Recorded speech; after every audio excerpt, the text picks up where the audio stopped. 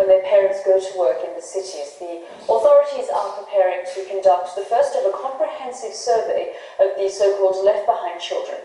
Let's just take a closer look at some of the figures this census is trying to measure.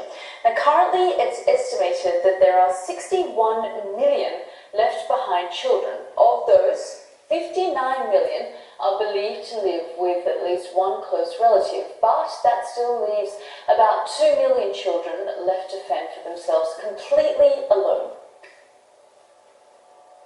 Well, joining me now from Hong Kong is Ines Kaempfer. She's the Executive Director of the Centre for Child Rights and Corporate Social Responsibility, a consulting firm aiming to help companies improve their child rights policies.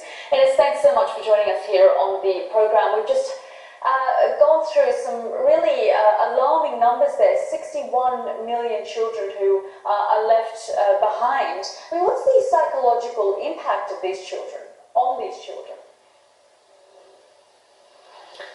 Thank you very much for having me. Yeah, so there's been a range of studies of different sizes, and all of those studies have shown really significant negative impact on the children. Left behind children, even more than other rural children, tend to be have less self-esteem. They are very unsure about the future, so even early from a very young age, they have a very negative perspective about their future, have very little hope. That translates into adolescents and young people who kind of see no option out. And so we have, and the kind of constant neglect that the children have been going through definitely brings these deep scars with them that some people or some children might be able to kind of get over with, and others don't, and it has kind of the result that often they have fewer ways of coping with difficulties, so they struggle much more also later in life. They struggle more with relationships, they struggle more with conflicts, and so these are some of the outcomes that we can observe both with when talking to the children, but also when talking to young people who have been growing up all their lives without their parents.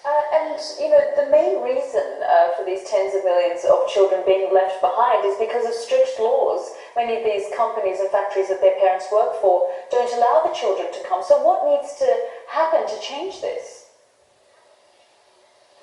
Yeah, obviously, as I think we talked about, it's the hukou system that originally really is the reason why the children have to stay behind, because they don't have access to schooling and healthcare in the places where their parents work.